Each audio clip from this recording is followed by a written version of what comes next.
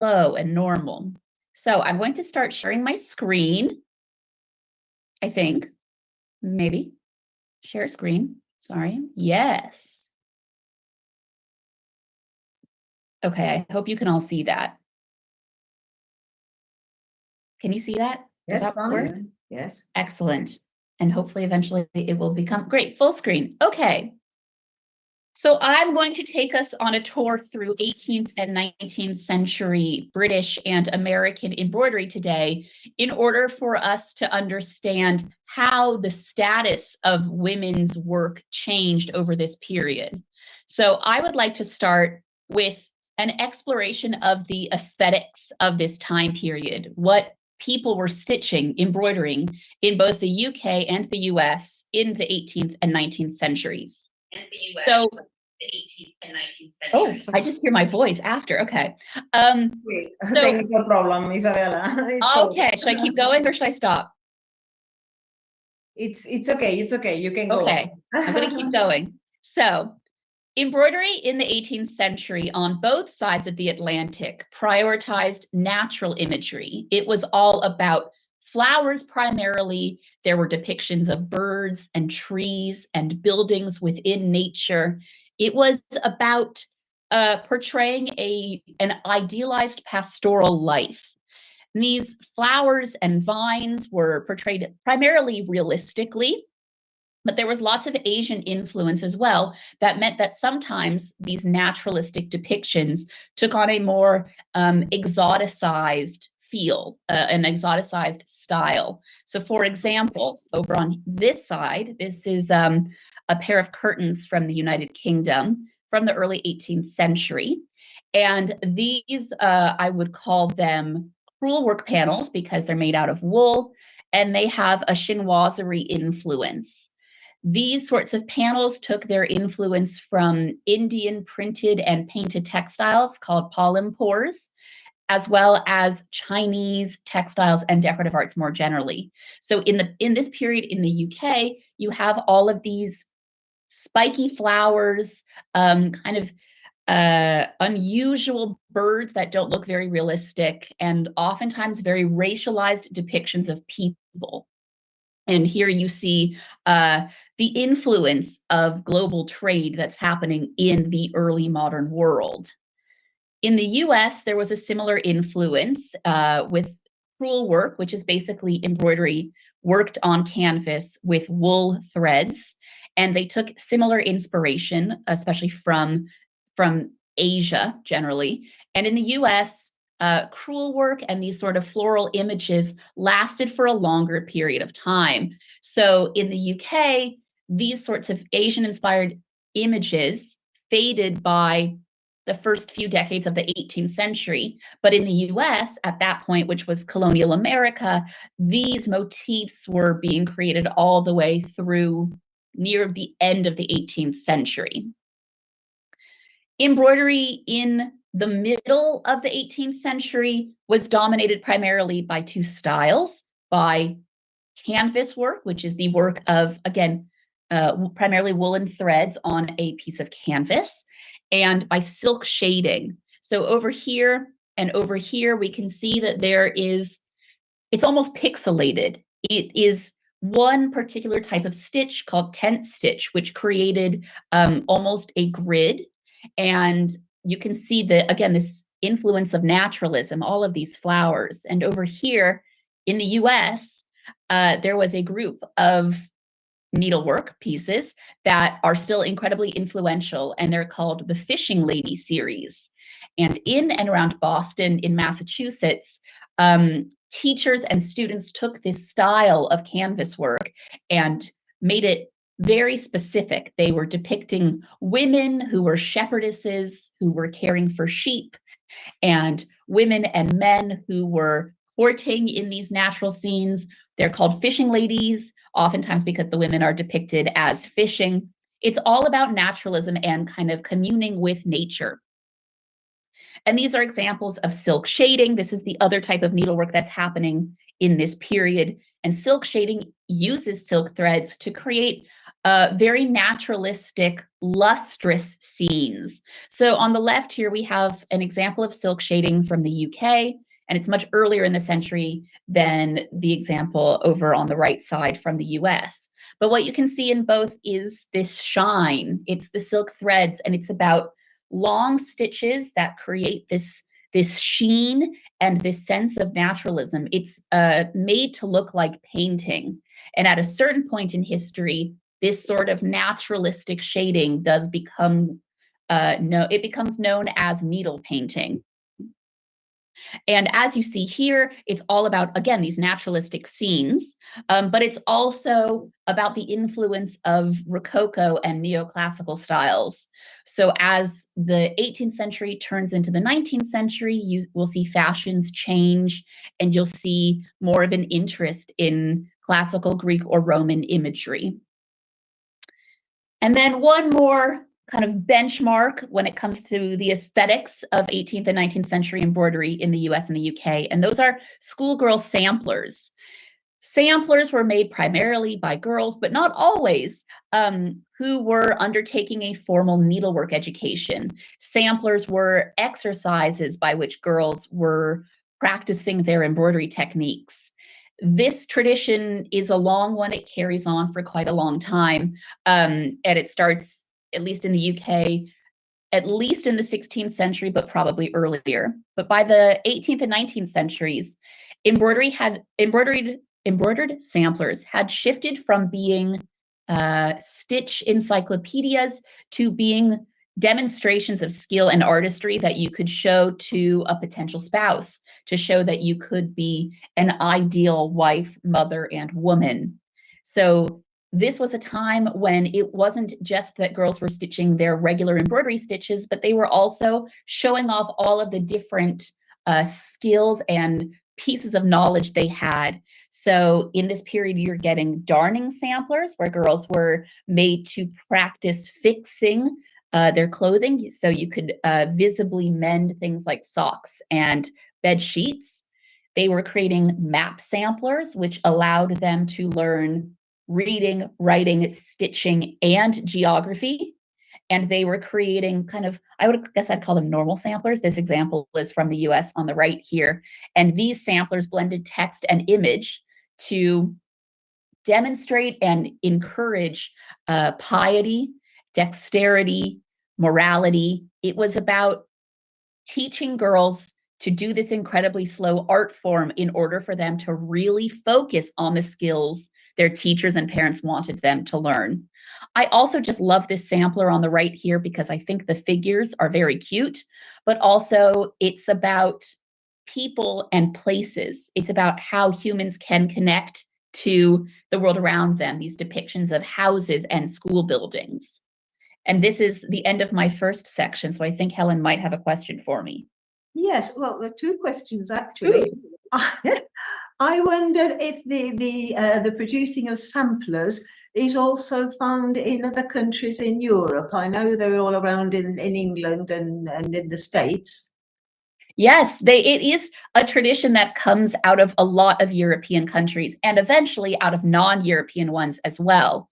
So in the 17th century, which is before the period of this talk, you have samplers coming out of the United Kingdom more generally, but also from places like Italy, Spain, Germany, the Netherlands. And then by the 18th century, those traditions are still going strong, but we're seeing the kind of expansion of sampler making. So we have samplers being made in colonial Spain.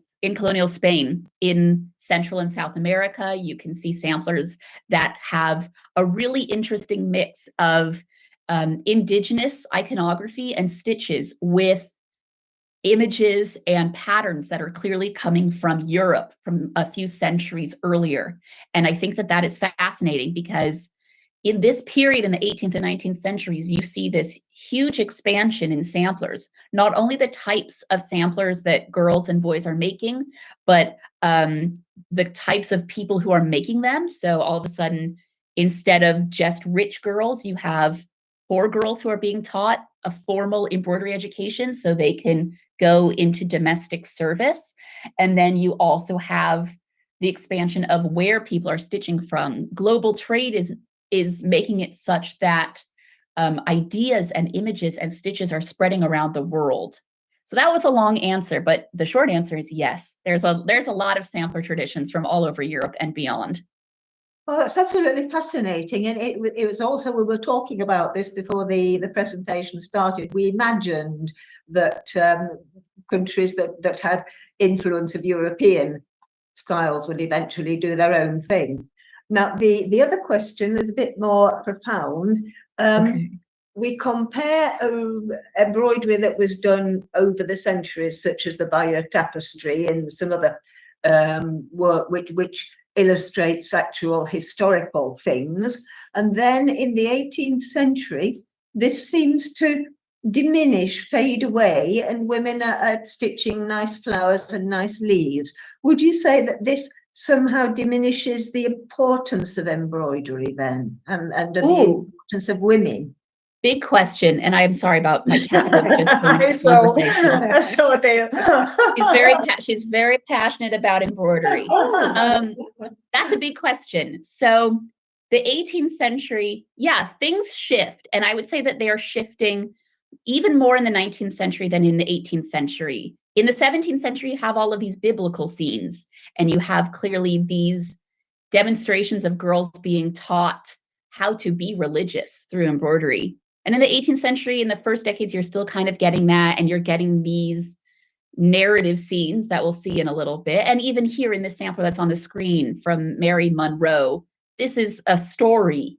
And then when the 19th century, not quite right when the 19th century hits, but when the Industrial Revolution really makes an impact on textile production, that's when things, not always, but oftentimes shift towards very light and airy kind of flowers and stuff.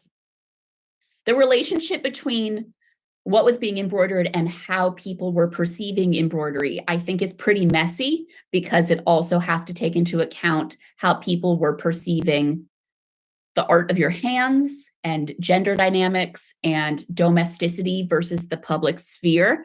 I think it's hard to say if the shift that's happening in the 18th century is demonstrative of a change in how people feel about embroidery, especially because over the course of the 18th century, people's perception of it changes a lot. And I'll talk about that in a few slides. But I think what we're seeing, it's hard to talk about trends. You can tell I'm kind of answering vaguely.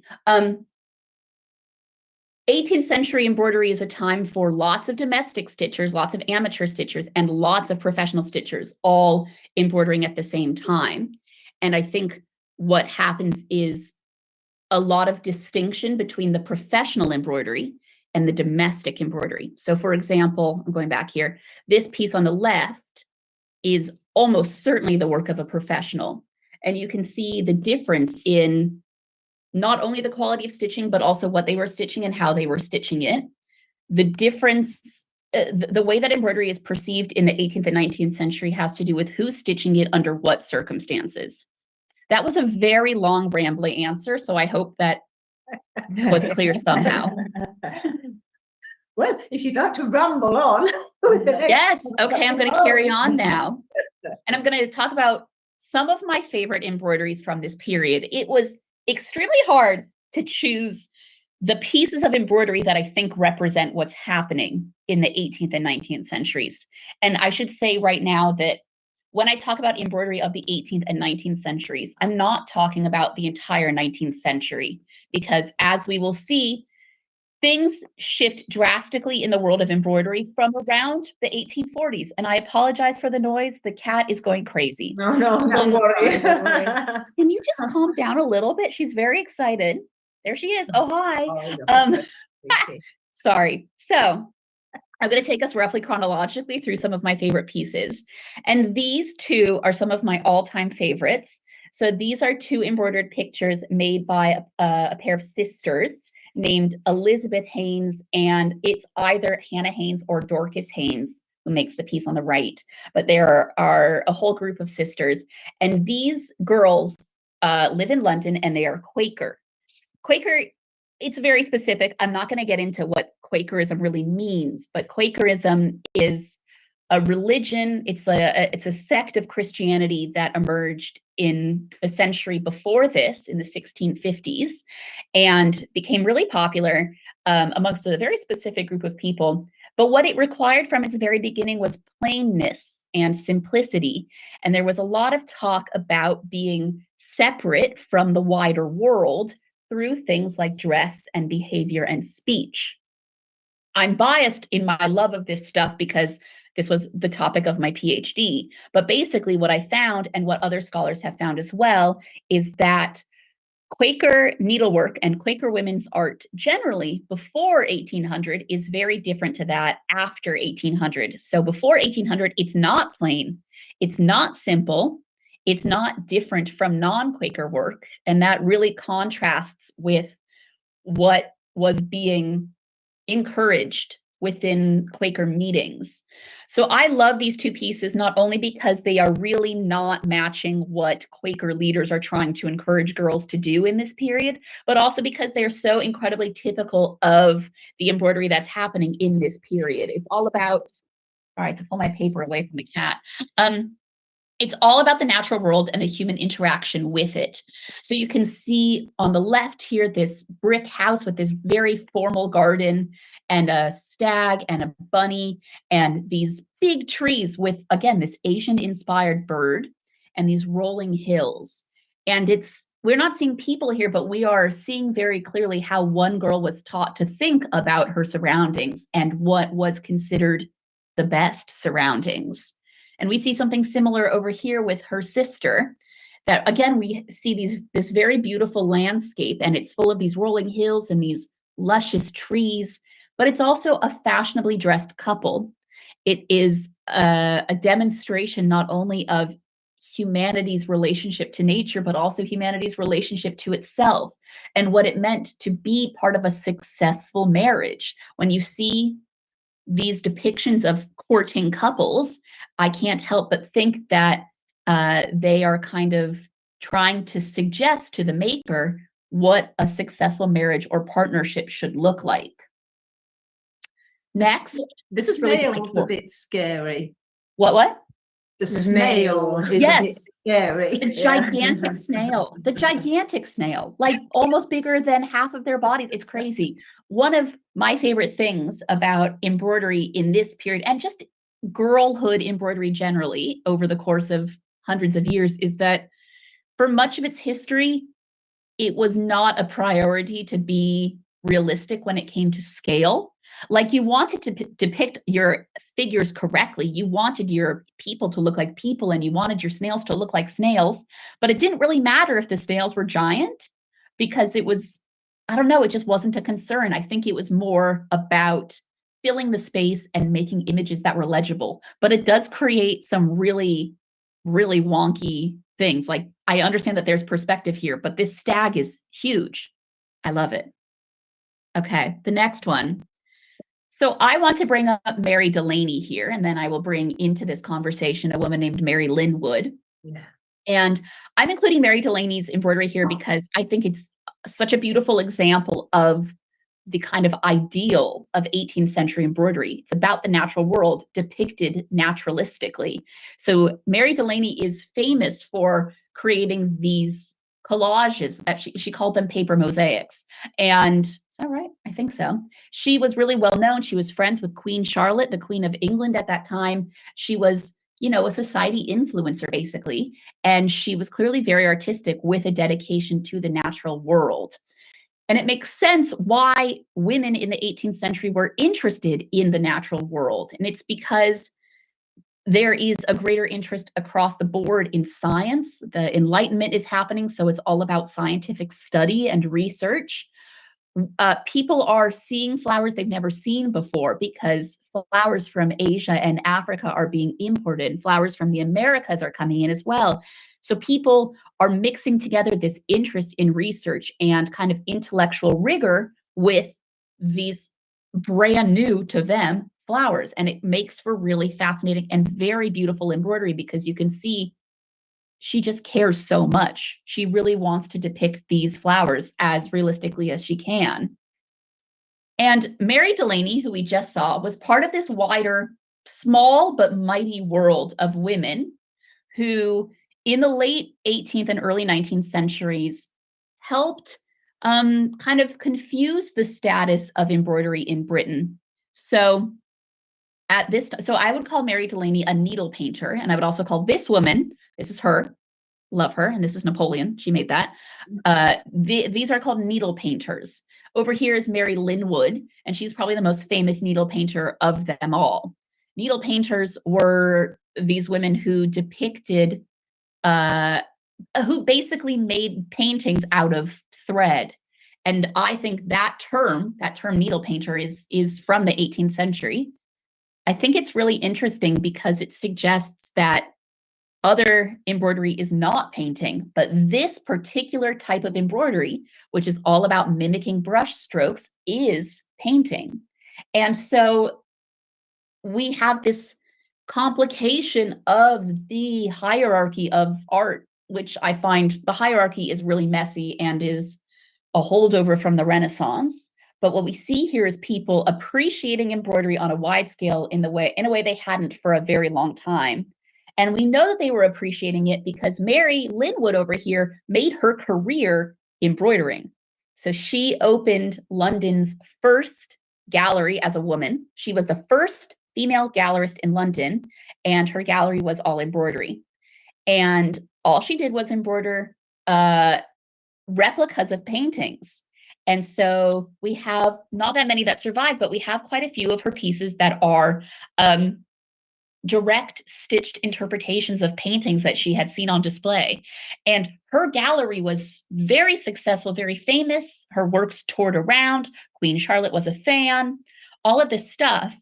And she and Mary Delaney, who we just saw, are these symbols of people who kind of broke the mold for embroidery and broke the status of embroidery. But something that is interesting to note is that Mary Linwood was extremely successful, but kind of lived too long, which is a weird thing to say, but she basically lived to see her style of embroidery fade.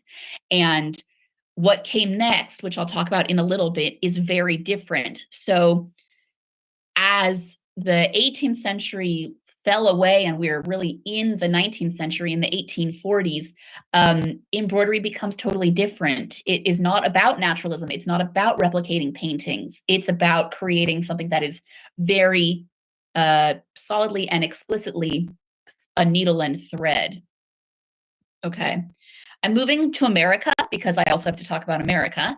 And I wanted to talk about a uniquely American textile art, needlework art, and these are bed rugs. So the name is correct. These are basically rugs that you'd put on your bed because it was cold, and they're really thick, and they look like shag carpets. I don't know if that's a reference people know, but like they're really thick. Like if you ever see an old carpet and it's really, your toes kind of get stuck, it's the same texture. And bed rugs of this sort, you can see two examples on the screen, they are unique to New England specifically. But I'm including them here to kind of show the diversity of embroidery in this period in the 18th century before the Industrial Revolution streamlined embroidery to the point where no matter where you were in the world, you were likely depicting a very similar thing in stitch. So these rugs are made out of a running stitch, so the most basic embroidery stitch and sewing stitch, but you'd make them loose, your stitches, so then you could cut them and have little bits of thread hanging out so that it looks like grass. Makes it very soft to touch and very warm. And I mentioned earlier this influence from India when it came to palanpurs, these painted and printed textiles that show the tree of life. This takes its influence from, I think, a similar source. It's also about the tree of life. It's about bright blooming flowers and about kind of fertility and nature still. It's always about nature. But what is interesting is, especially this example on the left, looks very similar to English embroidery that was happening in the early 1600s. So this is from 1796, but I think to me, it seems like they are taking inspiration not only from Indian examples, but from English examples from almost 200 years earlier.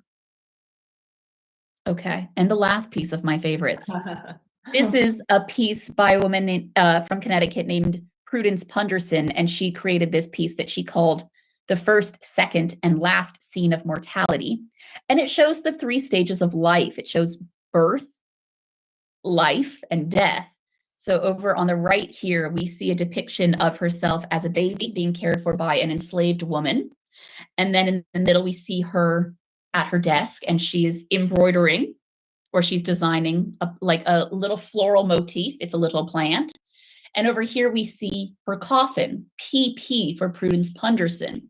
And we know that there is death happening here because not only is there this coffin, but this mirror is completely covered in the very typical 18th and, historical generally tradition of covering mirrors when somebody has died.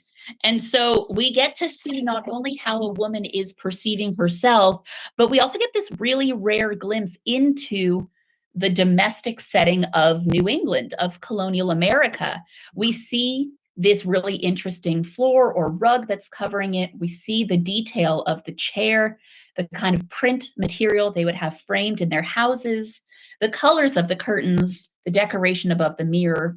We get a really rich sense of not only Prudence, but also her place. And it's like an archive of American Revolution era life in this specific part of the world. And I think that's the end of this section of my faves. So Helen, hi. Hello. Right. Now I've got another question for you here. Okay. Yeah, when you speak about the 18th century embroiderers such as Elizabeth Haynes, Mary Delaney, Prudence Punderson, would you like to mention something about the high level of cultural education they had? Sure. These objects show not only that these women who made these objects are wealthy, they have the time and resources to do this stuff, but they also have families who are uniquely invested in their education. That all is clear, but what we do see here is that embroidery was important, that a lot of time was dedicated to it. There was an interest in a variety of stitches, of thread colors, of scenes. It wasn't just embroidery to pass the time, it was embroidery with a purpose. And through embroidery, there were so many different avenues for education. So you could learn, like with those samplers, you could learn not only your reading and your writing, which you are learning as you're stitching alphabets, but you're also learning geography, you're learning how to repair, you're learning math. There are mathematical samplers as well. You're learning music. There are samplers that have sheet music on them. You're learning about all sorts of different disciplines. So embroidery had a purpose, not only because you were learning all of these different subject matters, but also because you were creating something that was uniquely yourself, and that illustration of yourself was conveniently also a way for people to see the skills you had and the skills you had developed. Embroidery was not just, let's make these girls do it because they're bored. It was a central part of education and a central part of what was perceived to be a successful womanhood.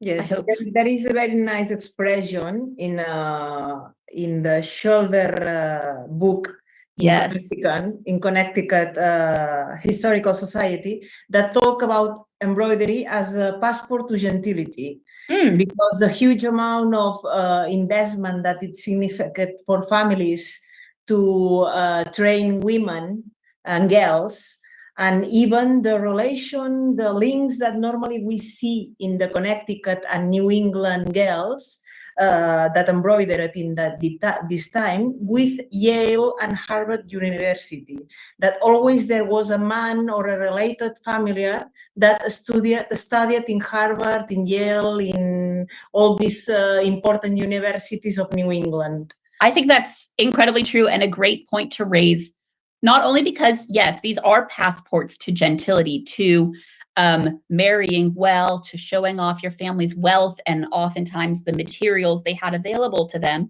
but also because it did connect these girls to institutions of higher education. So there's connections to Yale and Harvard, but what I didn't even think about when you sent that question is this. So this sampler over here on the right, this is a depiction of Brown University. This comes from a school called the Mary or Polly Balch School in Rhode Island. And basically all of her samplers have various buildings included, but many of the samplers' buildings are specifically buildings from Brown University, which is, to our mind, another Ivy League university like Yale and Harvard.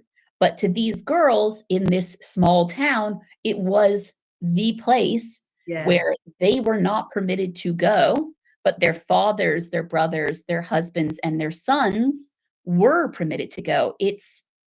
I find that really sad because these women are depicting these spaces that they're not allowed to really participate in. But I think that recognizing that is important because it shows what was available to them and what was not. And that even though they were relegated in terms of the spaces they occupied, embroidery allowed them to depict this building, this institution that was important to them and their families.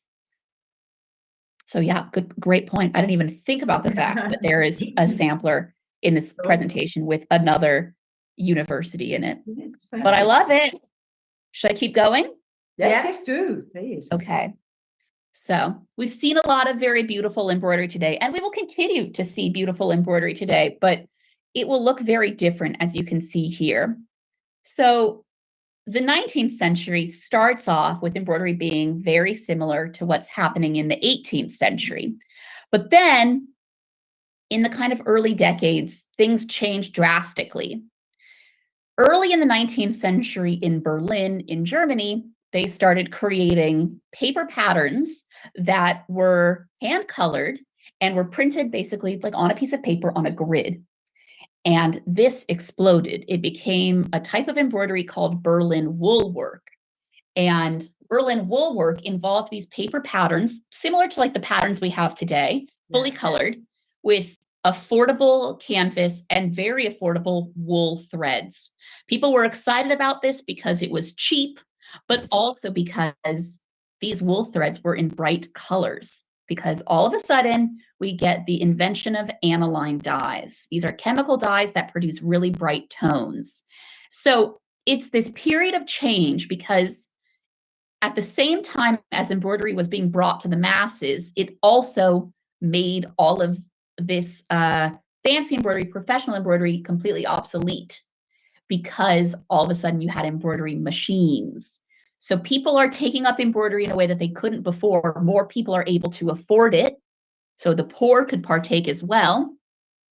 But all of a sudden, these highly selective and exclusive forms of embroidery that are happening for the wealthy are disappearing. So it's the democratization of embroidery, but it also leads to eventually huge problems for the art of embroidery and its preservation. What didn't change in this period was the centrality of needlework to a girl's education. More girls were being educated in this period, but still, for everybody, embroidery was essential.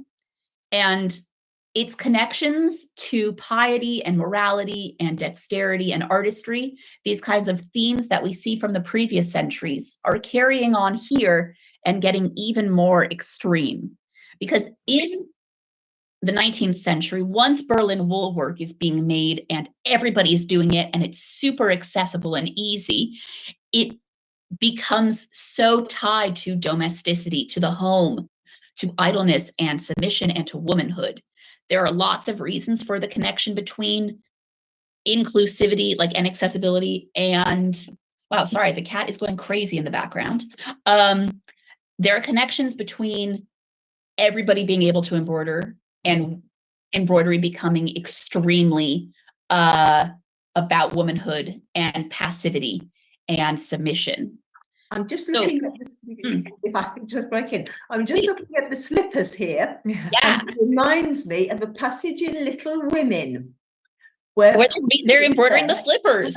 Yes, he receives the piano from Laurie's grandfather, the piano that belonged to the little dead girl, and she works him a pair of slippers to say thank you. That's right. And it's all about, I think slippers are actually a really good example for this, because it's all about the home. Yes. All about, you know, these shoes that you're not wearing outside, but you're wearing them inside. It's about hand screen, this thing that would cover your face from the fire. It's about decorating your home in an extremely bright and garish way, because all of a sudden many people can afford to, and many women have the time to.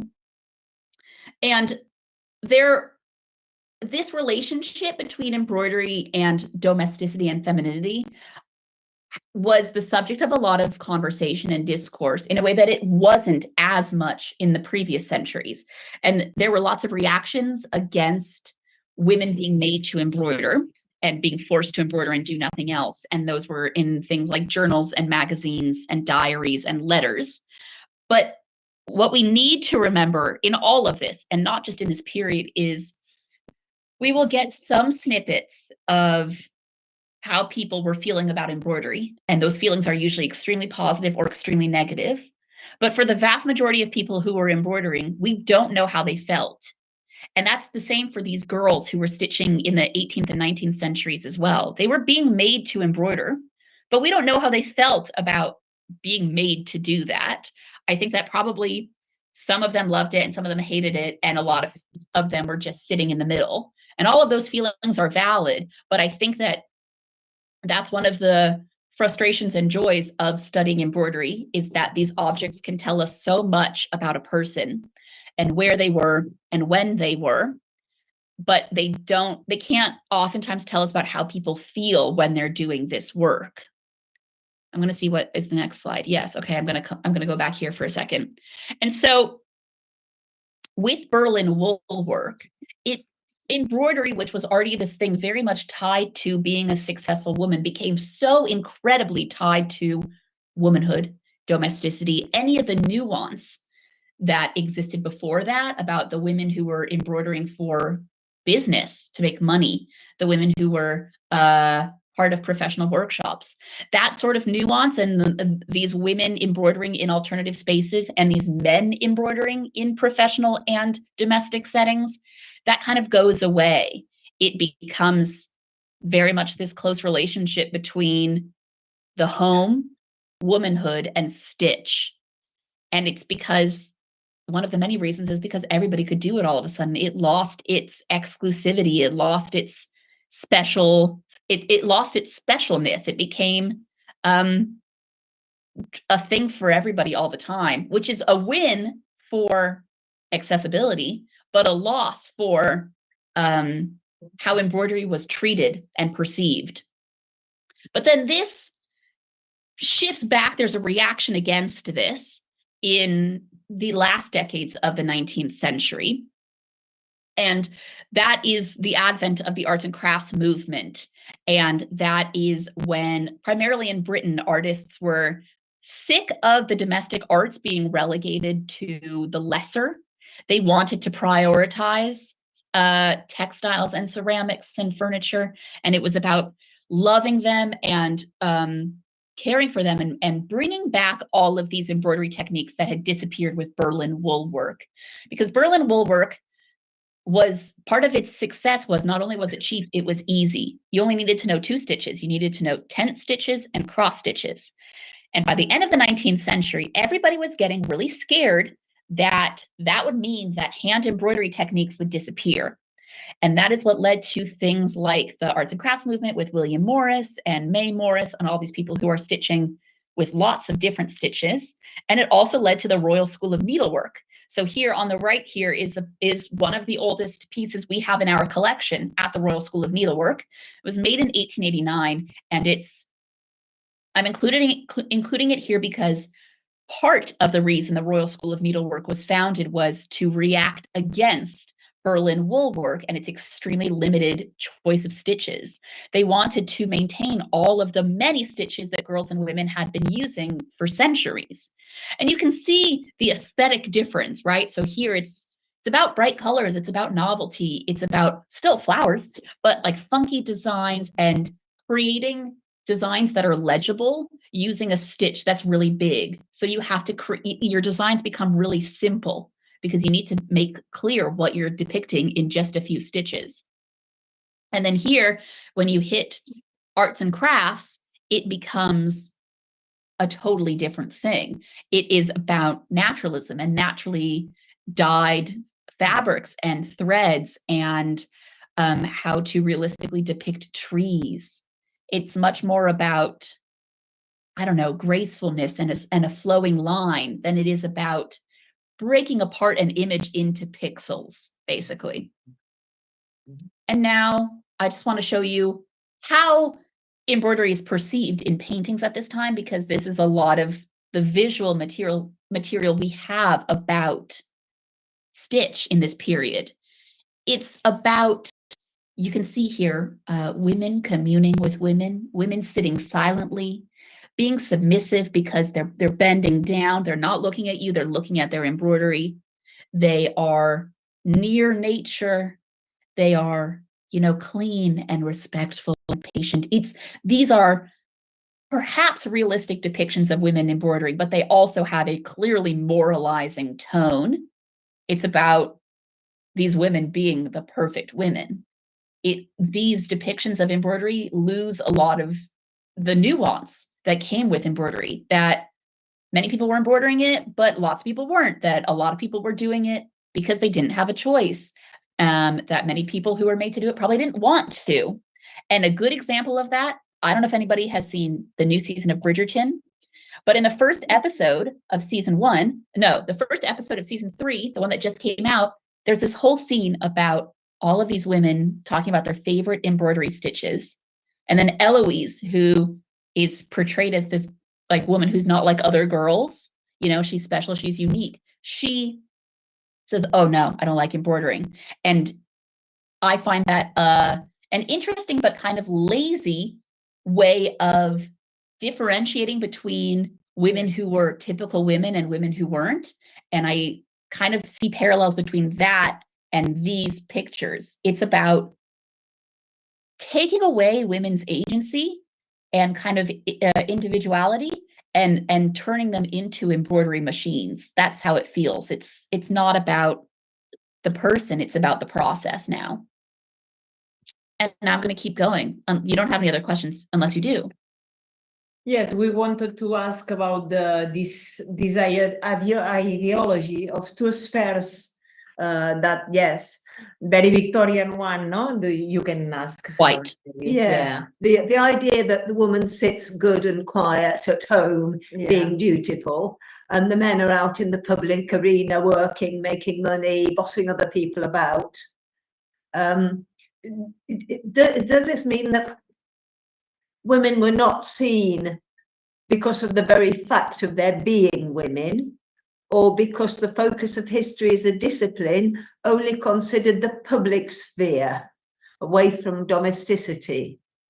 It's a good question, and I think it's both and also other things. So when we talk about the separate spheres, which is largely what is happening in the 19th century, we're talking about the separate spheres of the wealthy, of the privileged, because what we forget with these depictions of women embroidering and with the actual surviving objects is that a lot of women were embroidering not for pleasure, but because they had to as part of their jobs. So we have a lot of embroidery that survives that's made by girls in orphanages or charity schools who are training to become servants.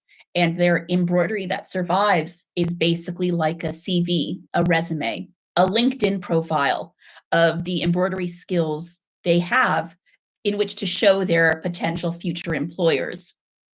I think that embroidery has not been considered, and domestic stuff hasn't really been considered in the field of history for a long time because of the patriarchy and the fact that history is only just recently starting to think about sources beyond the written word, beyond documents, that I don't know how conscious it was that people were excluding embroidery from the conversation, but it feels a bit like historically it's been that every woman was doing it, and it was perceived as being just like little flowers and beautiful slippers and not anything deeper. So people continue to have that assumption without investigating that further. And I think that there are loads and loads of big books that come out about embroidery in the years kind of following this, in the late 19th century, early 20th century, when people are starting to reassess other types of embroidery again, the older stuff. And even though they're looking at different stuff, they can't really get away from likening the embroidery to paintings. And if the embroidery doesn't have realistically scaled snails or neat stitches, they say, oh, it's bad. And if it is not in the collection of usually a man, they're like, it's bad. The history of embroidery in this period expands, but it only expands kind of to perpetuate the myths of men being out in the public and women just sitting and stitching their socks all day. That's a real ramble, but this is all to say that even now, like more than 100 or 200 years after this stuff is happening, 150 years after this stuff is happening, and embroidery is becoming so tied to the domestic sphere, we're still trying to unpack that relationship and trying to add nuance and detail, and problematizing this idea of women's work. That was a ramble, and I hope I answered part of that question. Yes. It's a good question, but it's a tricky one. And I think it's very tricky. I know. There's a Spanish saying, and the woman at home with her leg broken. Yeah, I think that's basically exactly correct for all of the history of embroidery. Is something I think about a lot and talk about a lot, is that once you start studying embroidery, you can understand like a lot of the world. You can understand what's happening economically, politically, socially, culturally, everything. It's just that it's always been, right? It's just never been part of the conversation. And it has for so long had the reputation of being your grandma's art form, your grandma's craft, that no one's ever been like, hey, what can this actually tell us about people? I think people have been so long used to not having women in the conversation at all that only recently have people started to be like, how do I find them? Right? That's a trend of the last 50, 60 years, which is a great trend. But I think that people are still having to make a lot of active moves to find the women and learn about where to find them, because the women are there. It's just that we're not seeing them oftentimes in the documents, but the documents have been the things that historians have paid attention to for centuries. And the woman at home with a broken leg. Yeah. Should I carry on for the last little section? Yes. Okay. So now I want to talk about how the subversive stitch and other literature, specifically second wave feminist literature, helped reassess embroidery's place in the world and kind of lead to further conversations about how embroidery has been treated for a long time. So before the 1970s, I just kind of briefly alluded to this. There was a lot of literature written about embroidery, but it was primarily dominated by Victorian and Edwardian books by men with large embroidery collections, and women who were interested in the history of embroidery and with stitching. So a lot of their books were about talking about the types of embroidery you would see and then talking you through how to do the embroidery. Those books are still extremely important, but they also, it seems, in my experience, a lot of them are poorly researched. So they just make statements and claims that are still being perpetuated today, but there's like no proof of any of it. That happens a lot, but that I think is representative of how this stuff has been treated, that you trust a man's word, you trust a scholar's word, even if you don't know what their sources are. And this stuff there's so much embroidery for so little study of it, that we're in the place where this writing from 100 years ago, which is wrong, is still some of the leading writing in the period, like in the field. Embroidery history up until the 60s, 70s was primarily about collectors and those people who were already interested in embroidery and its history. It wasn't yet part of a conversation about whether embroidery was feminist or anti-feminist or what it had to do with women's plight. Really, that wasn't part of the conversation very often. But then this book was published on the left here, The Subversive Stitch, which was by Rosika Parker, published for the first time in 1984. And this is the leading feminist reconsideration of embroidery. So I'm going to read the blurb, what was written about the book. So Parker, quote, traces the shifting notions of femininity and roles ascribed to women through embroidery from the medieval times to today. By the 19th century, the fine stitchery expected of women of the upper classes and the skilled work extracted for starvation wages from working class women had become both symbol and instrument of female subservience. End quote. I think that's a very good quote. I think it sums up a lot that the relationship between womanhood and femininity and stitch was ever evolving, but by the 19th century, for both poor and rich women, it was about portraying yourself as a perfect woman, but it was also about keeping women down because of that portrayal. It was both symbol and instrument of women being the lesser sex. I say in heavy quotation marks here. And this book changed the game and continues to. This book is 40 years old this year, crazy. But it continues to be one of the most influential texts in the world of the history of embroidery.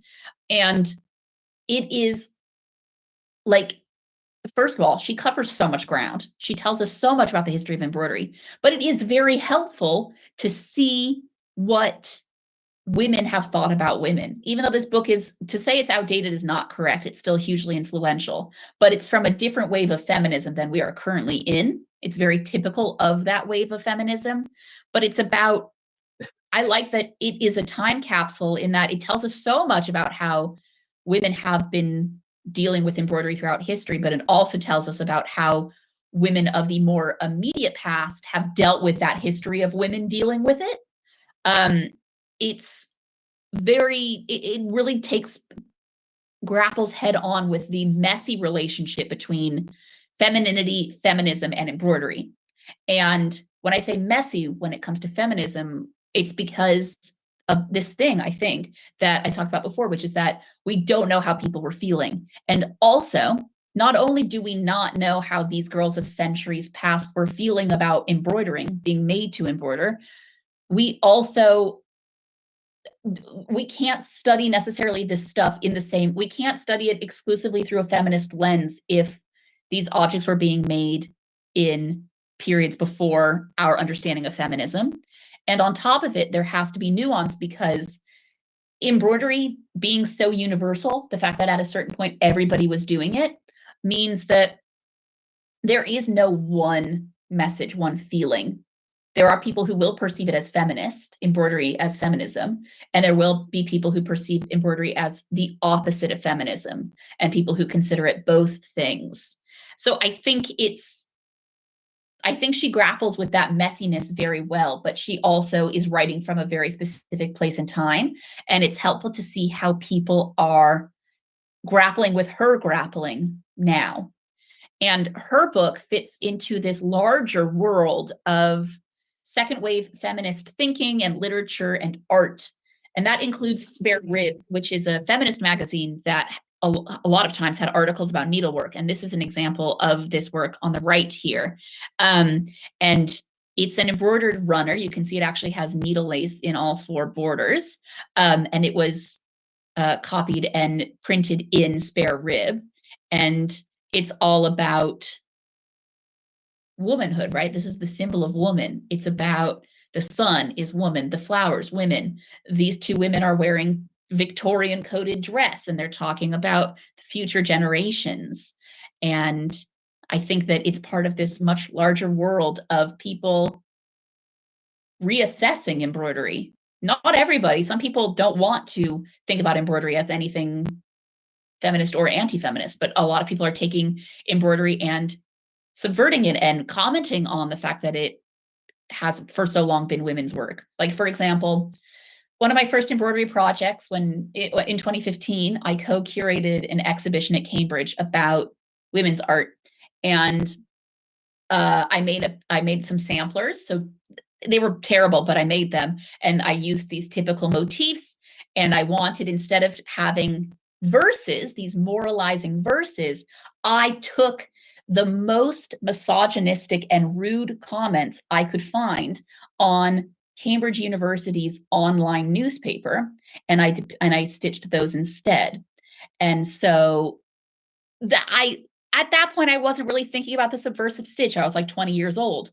But the fact that that is what I went for when choosing to make art for this exhibition, that I chose needlework to comment on the plight of women and the position of women in the 21st century, feels meaningful. I think that embroidery is often one of the first ports of call for women commenting on women's experiences. Judy Chicago, her piece, The Dinner Party, is another example of this.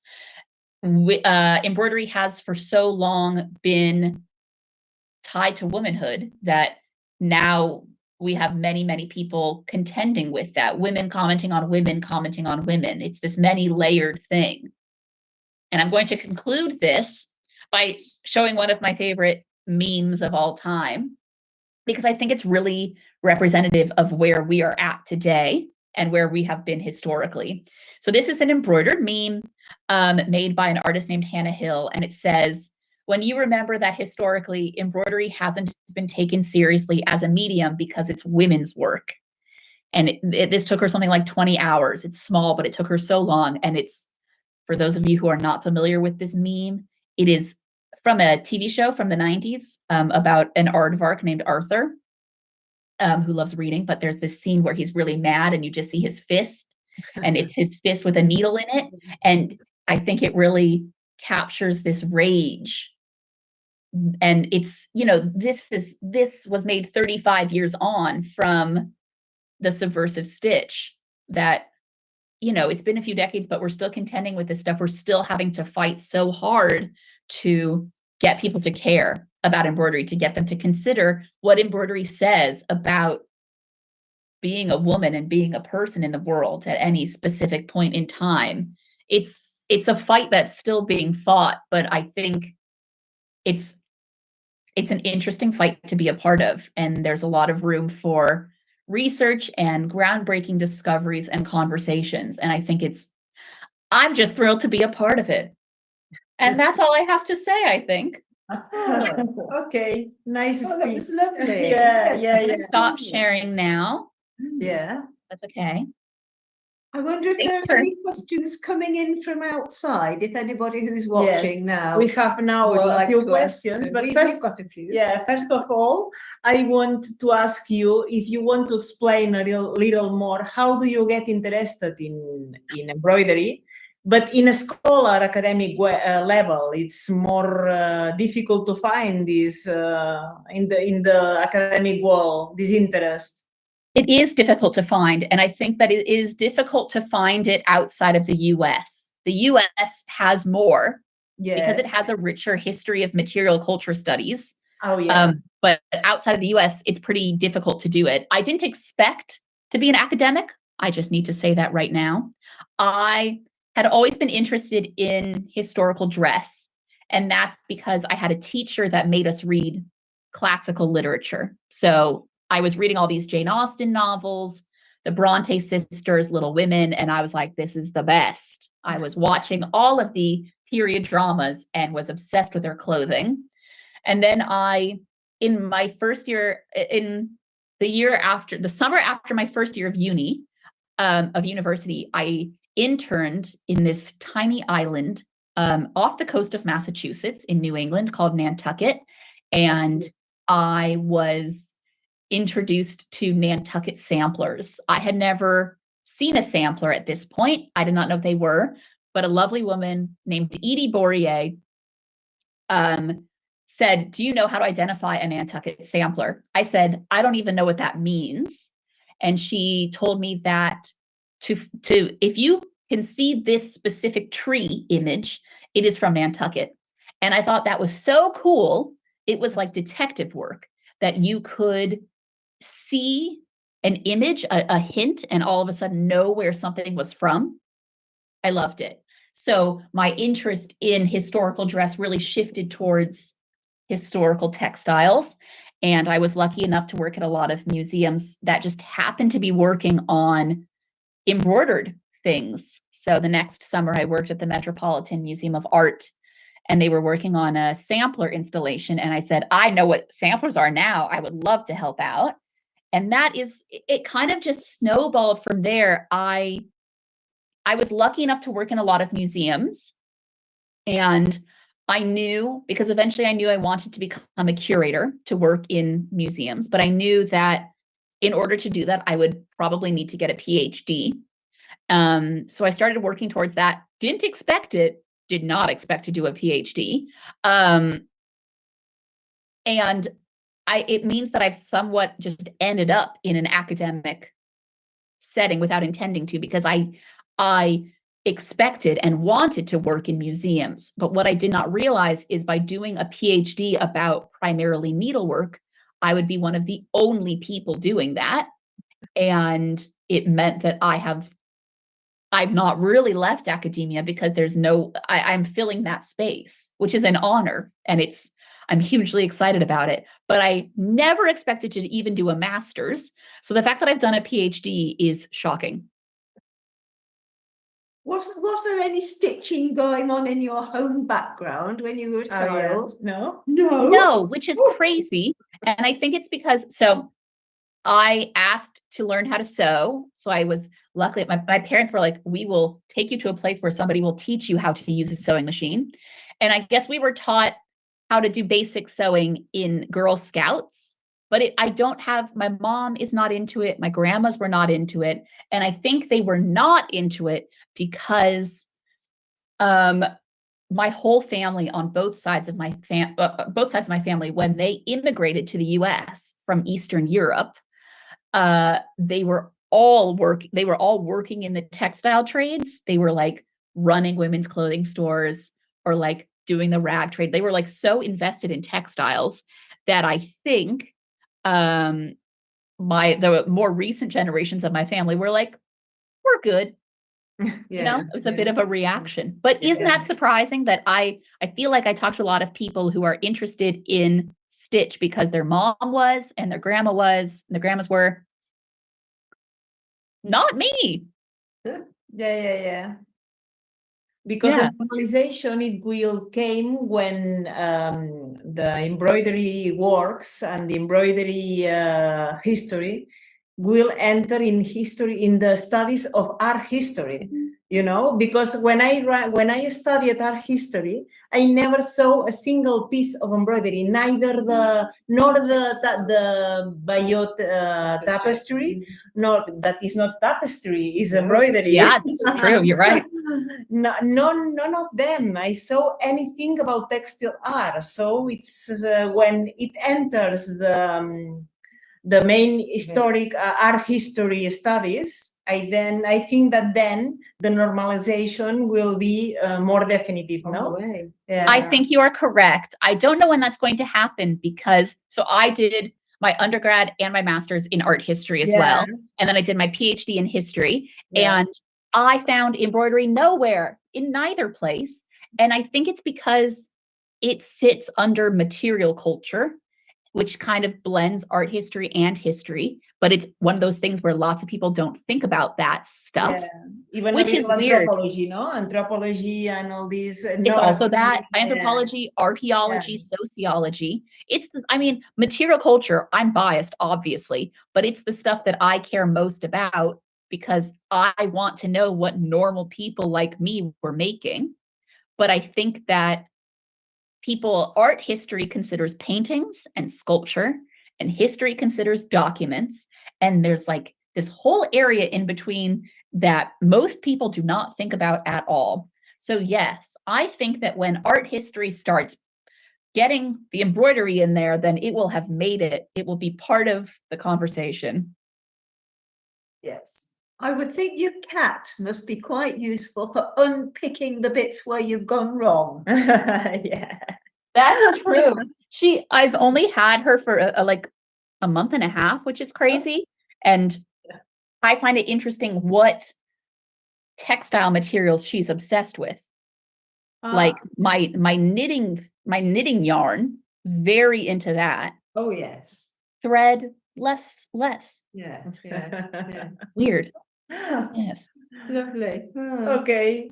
We have a few questions from the audience, but I don't know if we have time because we have spent more than an hour and maybe you are tired now.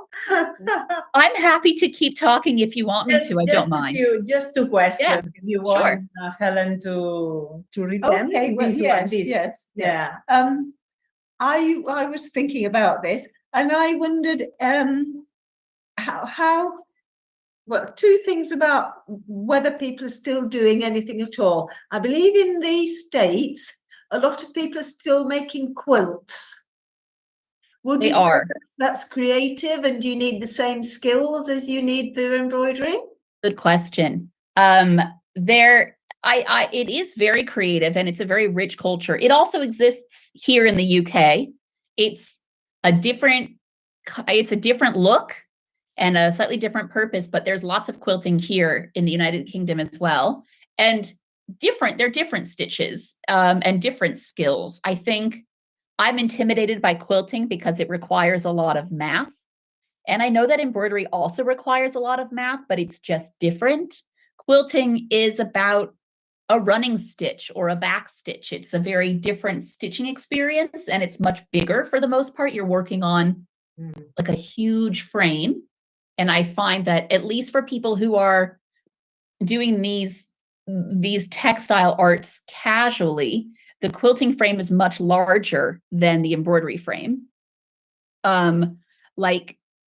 Okay, at the Royal School of Needlework, where I work, their embroidery frames are huge, but most people who are working at home, just like making little embroideries, are working on a much smaller scale.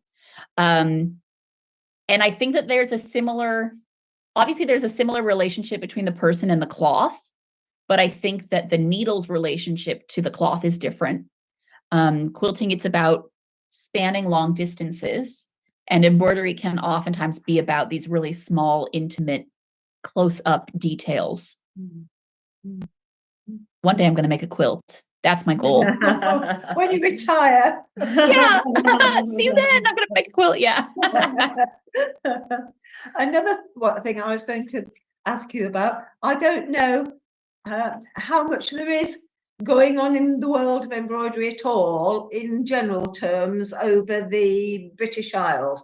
I just say this because in Spain, most parts of Spain, the girls still all have a full set of the most wonderful traditional costumes. And these are made by mothers and grandmas and the lady next door, apart from in Catalonia, I'm afraid. Yeah. Oh, no.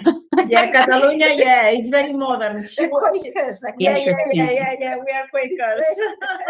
Yeah, really. And I just wonder, because I made the full kit for my daughter twice over the years. Wool stitching on wool is Love that. This is in Murcia in the southeast. And that costume is called the working girls costume. But there's another one called the luxury costume, which I would never do, but people do, which is bead embroidery on silk and gold thread and all. It's amazing. Lovely. And all these ladies sit there going away like mad because they've got a certain date that it has to be done by. I think this stimulates all this. I think it's a pity if you haven't got that in your background. I agree. And I've always found it very weird that specifically the United Kingdom doesn't have any traditional folk embroidery techniques. Like, it's not like you're going to go to Kent and see a specific unique Kent embroidery style, or you're going to go to Lincolnshire and find a different style. The only real example of that in this country is in Norfolk. There is at a certain point in time in the 18th and 19th centuries, you can look at a sampler and be like, that is from Norfolk. And that's like the only region really where you can do that. I have found that lack of regionality weird and confusing, and I can't quite make sense of it.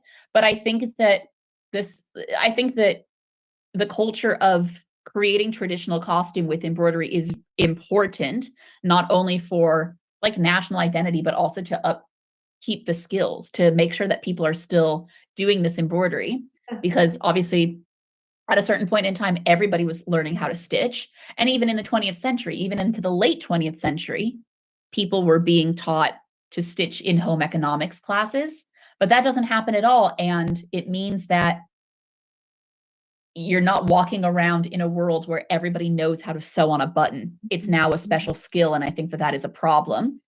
I think